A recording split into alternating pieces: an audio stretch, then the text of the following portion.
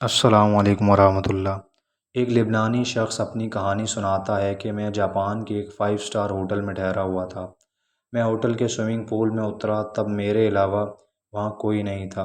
نہاتے نہاتے میں نے سوئمنگ پول میں پیشاب کر دیا۔ چند لمحوں میں پورے سوئمنگ پول کے پانی کا رنگ تبدیل ہو گیا۔ سیکیورٹی پر مامور افراد فوری پہنچ کر مجھے سوئمنگ پول سے نکالا۔ میری نظروں کے سامنے عملہ آیا اور اس سوئمنگ پول کے پانی کو تبدیل کر دیا۔ مجھے ہوٹل کے ریسیپشن میں بلایا گیا اور میرا پاسپورٹ اور سامان مجھے پکڑا دیا گیا اور ہوٹل سے باہر نکال دیا۔ اب میں شہر کے جس بھی ہوٹل کا رخ کرتا، ریسیپشن پر بیٹھا عملہ میرا پاسپورٹ دیکھ کر کہتا کہ تم ہی ہو نا جس نے سوئمنگ پول میں پیشاب کیا تھا۔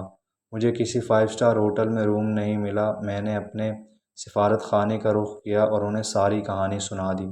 سفارت خانے نے یہ رہنمائی ملی کہ ایسا ہوٹل تلاش کریں جہاں سوئمنگ پول نہ ہو۔ میں جب جاپان چھوڑنے کے لیے ایئرپورٹ امیگریشن پہنچا تھا، میرے پاسپورٹ پر مہر لگاتے ہوئے وہاں کے ایک آفیسر نے کہہ دیا، امید ہے آپ کو اچھا سبق ملا ہوگا۔ وہ لبنانی شخص کہتے ہیں کہ 3 دنوں میں پورا جاپان جان چکا تھا کہ میں ہی تھا جس نے سوئمنگ پول میں پیشاب کیا تھا۔ اس واقعے کو عرصہ بیت گیا، آج بھی کوئی جاپانی مجھے نظر آتا ہے تو مجھے لگتا ہے اسے بھی پتہ ہوگا۔